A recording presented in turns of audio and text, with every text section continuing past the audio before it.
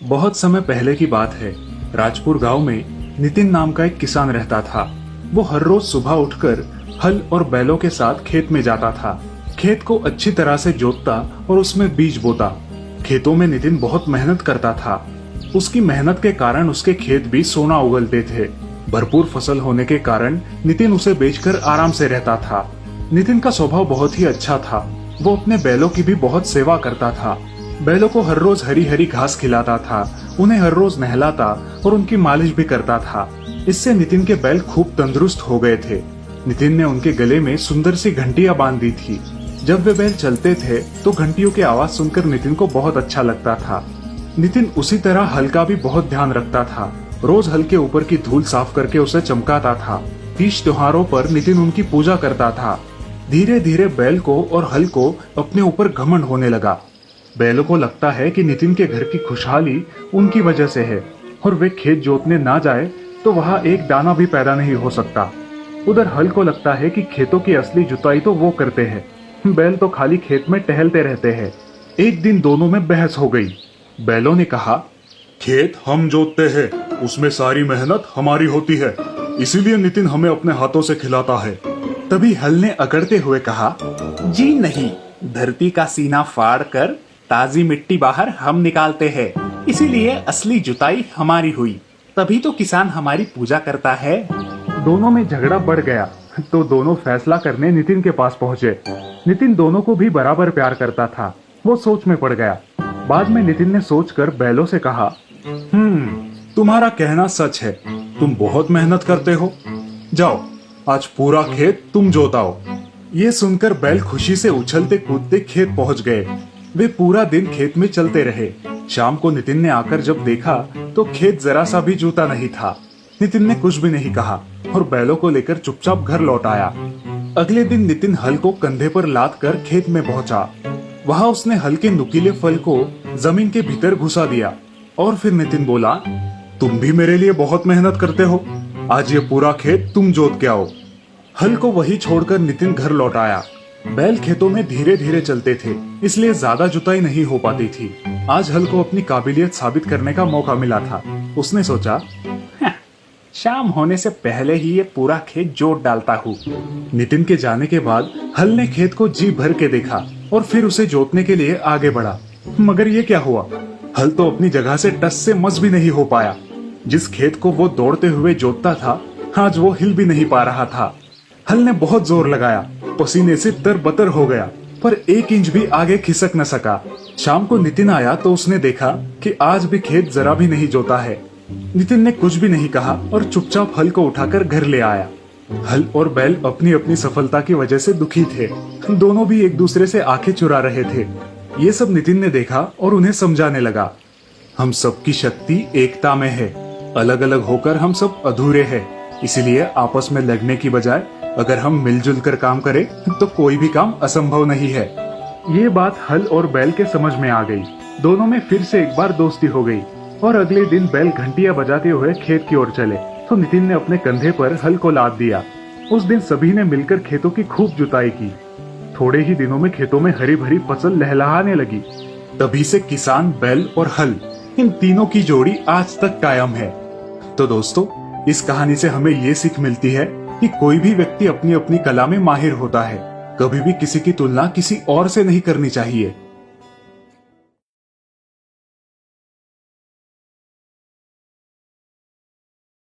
कुछ साल पहले रामपुर में हरिया अपने परिवार के साथ रहता था। वो अपना छोटा खेत बो के परिवार की परवरिश किया करता था। उसका छोटा भाई कृष्णा खेती के काम में उसकी कोई मदद नहीं करता, लेकिन कृष्णा एक बहुत ही अच्छा कारपेंटर था। कृष्णा, कृष्णा उठो भाई, सूरज सिर पे आया है, कुछ काम वाम नहीं करना तुम्हें?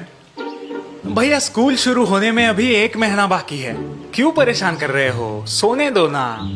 मुखिया जी सुबह आके गए हैं, वो स्कूल के बेंचेस का काम कब तक होगा पूछ रहे थे। कह देना हो जाएगा, अभी बहुत टाइम है। ये कह के कृष्णा फिर मुंह पे चद्दर ओढ़ के सो जाता है। हरिया को समझ नहीं आ रहा आखिर इसे कैसे समझाए। इसी विचार में हरिया अपने खेत की तरफ निकल पड़ता है। जब वो गांव की नुक्कड़ पे पहुंचता है तब, अरे भाई, सुना है मुखिया जी दूसरे गांव से मिस्त्री बुला रहे हैं। वो तो होने ही वाला था। कृष्णा के भरोसे बैठेंगे तो हो गया सत्यानाश। हाँ और नहीं तो क्या। हरिया भैया की विश्वसनीयता की वजह से मुखिया जी ने ये इतना अच्छा काम उस आलसी कृष्णा को दिया है। गांव वालों की बातें सुनकर हरिया परेशान हो जाता है, क्योंकि कृष्णा की गैर जिम्मेदारी की वजह से अच्छा खासा पैसे देने वाला काम खोने के लक्षण नजर आते हैं। क्या करूं इस लड़के का समझ नहीं आता। भगवान ने हुनर तो दिया है, लेकिन इसका यह आलसीपन। हरिया थका हारा रात को घर लौटता है। उसकी बीवी उसे खाना परोसती है। बीवी से पता चलता है कि कृष्णा दोपहर 3 बजे उठा और बिना नहाए धोए दोस्तों से मिलने बाहर चला गया है। अच्छा, यानी आज भी स्कूल नहीं गया। इतना काम पड़ा है, लेकिन इस लड़के के दिमाग में भूसा भरा है। और आज जाते समय रात के भोजन में केरी का अचार बनाने के लिए बोल के गए हैं। बीवी की बातें सुनते ही हरिया के दिमाग में एक कल्पना आती है।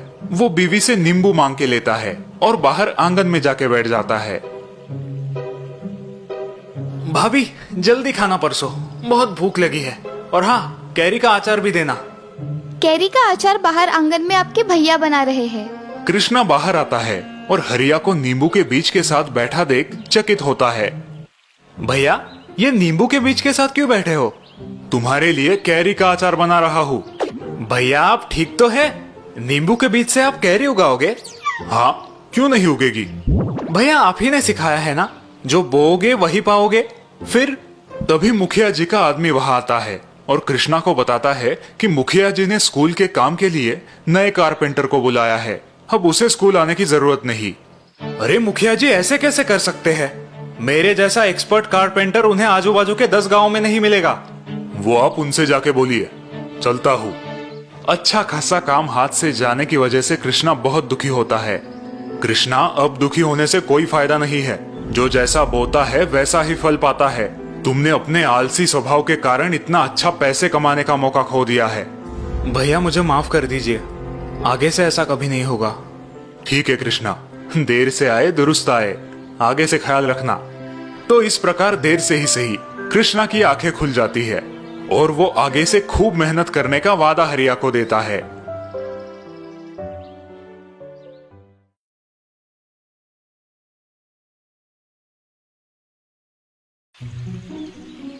पवन एक मैकेनिक था जिसका गांव में एक गैरेज था।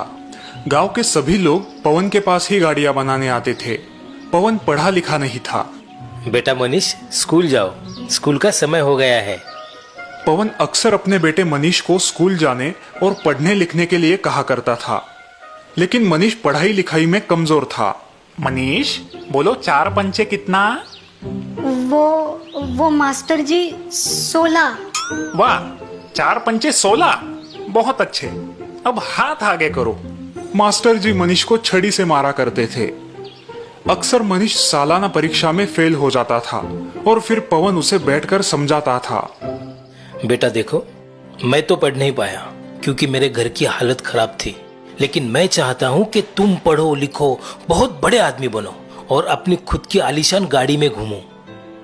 पापा मैं बहुत मेहनत करता हूँ, लेकिन मुझसे नहीं हो पाता। बेटा और मेहनत करो। साल बीते और मनीष उसी तरह परीक्षा में फेल होता गया। अब पवन ने मनीष से उम्मीद ही छोड़ दी थी कि वो कभी पढ़ पाएगा। बेटा मनीष, कल से गैरेज आया करो, कम से कम कुछ काम तो सीख लो। और अगले दिन से पवन अपने बेटे मनीष को गाड़ियां बनाना सिखाने लगा। मनीष को भी गाड़ियां बनाने का काम बहुत पसंद था। कुछ वर्ष बाद मनीष पवन से भी होशियार मैकेनिक बन गया और पवन बुढ़ापे के कारण बीमार हो गया।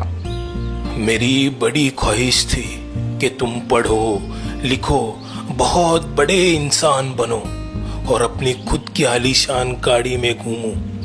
अब मैं पढ़ नहीं पाया तो क्या करे, लेकिन गाड़ी में जरूर घुमाऊंगा आपको, और वो भी खुद की गाड़ी में। उस दिन मनीष ने ठान लिया कि वो अपने पापा की इच्छा पूरी करेगा और खुद ही अपने लिए एक कार बनाएगा।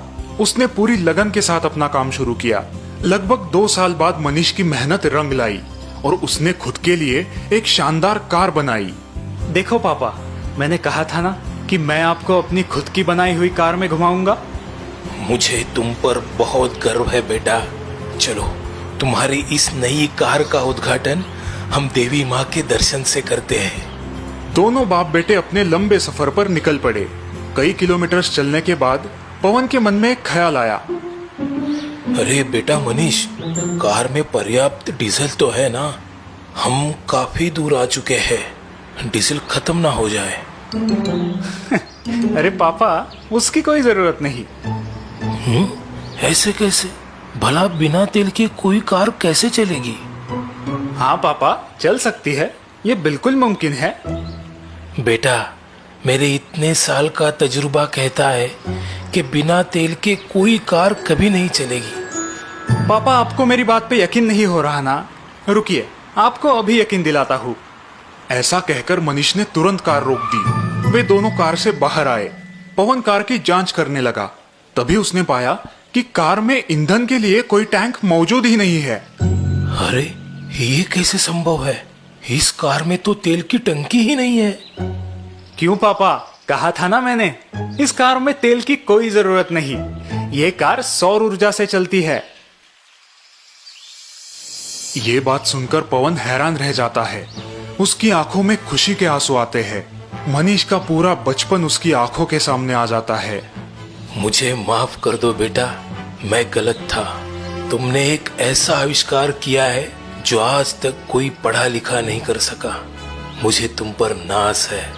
सच में तुम्हारी ये कार कोई मामूली कार नहीं है, ये एक जादुई कार है।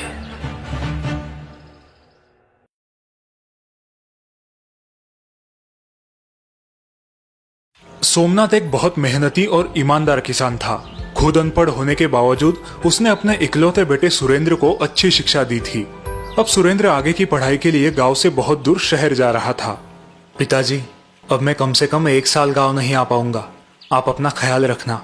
तुम मेरी चिंता मत करो बेटा, बस मन लगा के पढ़ाई करना।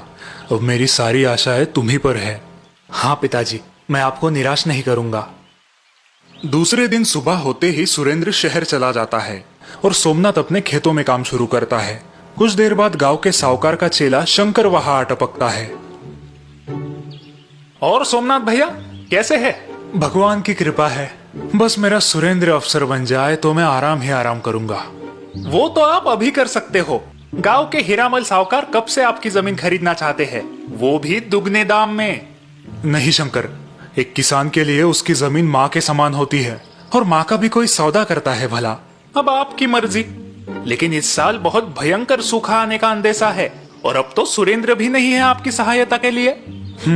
देखते हैं। शंकर सोमनाथ को जमीन बेचने के लिए राजी नहीं कर पाता और वहां से निकल पड़ता है। ये बूढ़ा बहुत जिद्दी है, अब साहूकार मुझ पर नाराज होंगे। ऐसे ही महीनों बीत जाते हैं। सुरेंद्र और सोमनाथ एक दूसरे को चिट्ठियां लिखकर अपनी खुशहाली बताया करते थे। सोमनाथ, तुम्हारी चिट्ठी है भाई, सुरेंद्र ने भेजी। डाकिया जी, जरा ये चिट्ठी पढ़ के तो सुनाइए। डाकिया सोमनाथ को सुरेंद्र की चिट्ठी पढ़ के सुनाते हैं। चलो अच्छा है, सुरेंद्र की पढ़ाई ठीक चल रही है। हाँ, होनहार है तुम्हारा बेटा, जल्द ही तुम्हारे अच्छे दिन आएंगे सोमनाथ। हाँ, इसी उम्मीद में दिन काट रहा हूँ। बस हमेशा की तरह मेरी तरफ से 2 शब्द खुशहाली के उसे लिख दीजिए। हाँ क्यों नहीं, अभी लिख देता हूँ। जुलाई खत्म होके अगस्त शुरू हुआ था, लेकिन बारिश का कोई नामो निशान नहीं था। सारे गांव वाले चिंतित थे। अब एक ताजा खबर। सरकारी मौसम विभाग के अनुसार देश के हर राज्य में औसत 10% ही बारिश होने का अनुमान है। नागरिकों से निवेदन है कि उपलब्ध पानी का इस्तेमाल समझदारी से करें। लगता है इस साल फसल नहीं हो पाएगी। फिर से साहूकार से कर्जा उठाना पड़ेगा। हाँ भाई, जमीन भी गिरवी है, उसे तो अच्छा मौका ही मिल जाएगा गरीबों को लूटने का। और गांव के अधिकतम कुएं भी साहूकार के पास ही है गिरवी। सोमनाथ भी अपने घर में चिंतित बैठा है। लगता है शंकर की बात सच होने वाली है। आषाढ़ खत्म होके श्रावण शुरू हुआ है, लेकिन आसमान से एक पानी की बूंद नहीं टपकी। कुएं की गहराई बढ़ा दूं तो शायद पानी मिले। ये सोच के सोमनाथ सीढ़ी लेके अपने घर के माले पे चढ़ता है और वहां से कुदाल और फावड़ी निकालता है, लेकिन इसी दौरान वो पैर फिसल के गिर जाता है। सोमनाथ के हाथों में और घुटनों में गंभीर चोटें आती है। हे भगवान, ये क्या हो गया? अब मैं कुआं कैसे खोदूं? अनाज कैसे बोऊं? घर पे आराम कर रहा सोमनाथ डाकिये की मदद से अपने बेटे सुरेंद्र को चिट्ठी लिखता है और यहाँ का सारा हाल बयां कर देता है। चलो भाई सोमनाथ, मैं निकलता हूँ, तुम अपना ख्याल रखना। डाकिया के जाने के बाद शंकर सोमनाथ के घर आता है। कैसी है तबीयत अब सोमनाथ भैया? भगवान की कृपा है, हड्डी नहीं टूटी, लेकिन दर्द से बेहाल हूँ। लेकिन अब तुम क्या करोगे? तुम्हारा बेटा तो यहाँ आने से रहा। मेरी मानो अपनी जमीन साहूकार को बेच दो और शहर अपने बेटे के पास चले जाओ, सुखी हो जाओगे। शायद तुम ठीक कह रहे हो। शंकर खुश होकर सोमनाथ के घर से बाहर निकलता है। चलो, आखिर ये जिद्दी बूढ़ा मान ही गया। यहाँ शहर में सुरेंद्र अपनी परीक्षा की तैयारी कर रहा था, लेकिन वो पिताजी की चिट्ठी पढ़ के सोच में पड़ गया। बेटा सुरेंद्र, इस साल सूखे की वजह से शायद फसल ना हो पाए, लेकिन अगर तुम यहाँ होते तो मैं हमारा कुआं खोद के उसकी गहराई बढ़ा देता, थोड़ी बहुत सब्जियां बो लेता। अब सब राम भरोसे छोड़ रहा हूँ। पिताजी काफी बीमार है, ऊपर से ये सूखे का संकट, और मैं यहाँ फंस गया हूँ।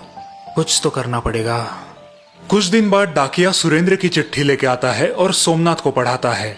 प्रणाम पिताजी, आपकी चिट्ठी मिली, लेकिन आप हमारा कुआं और ज्यादा मत खोदिए। हमारे पुरखों ने वहाँ गुप्त धन छुपाया है।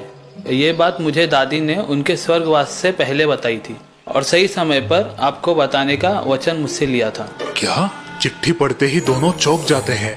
वाह सोमनाथ, तुम्हारा तो भाग्य खुल गया भाई। डाकिया वहां से निकलता है, तभी रास्ते में उसे शंकर मिलता है।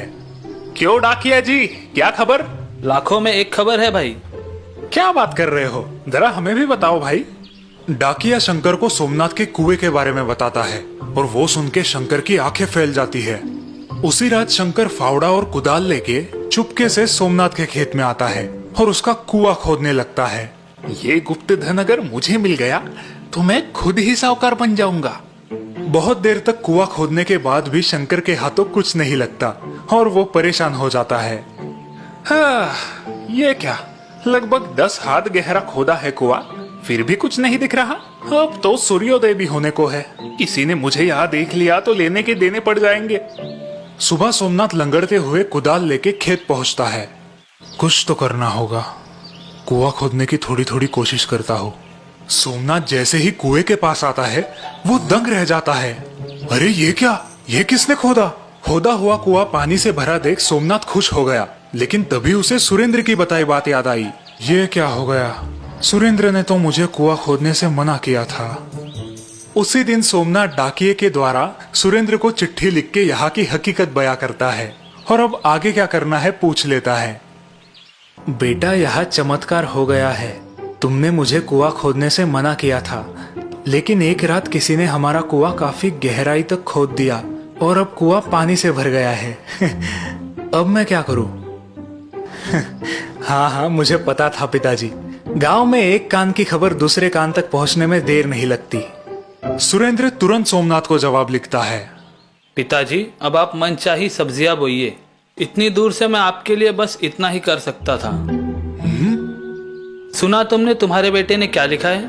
मनचाही सब्जियां बो। वाह भाई वाह, उधर शहर में बैठ के यहाँ बाप के लिए कुआं खुदवाया, वो भी मुफ्त। बेटा हो तो ऐसा।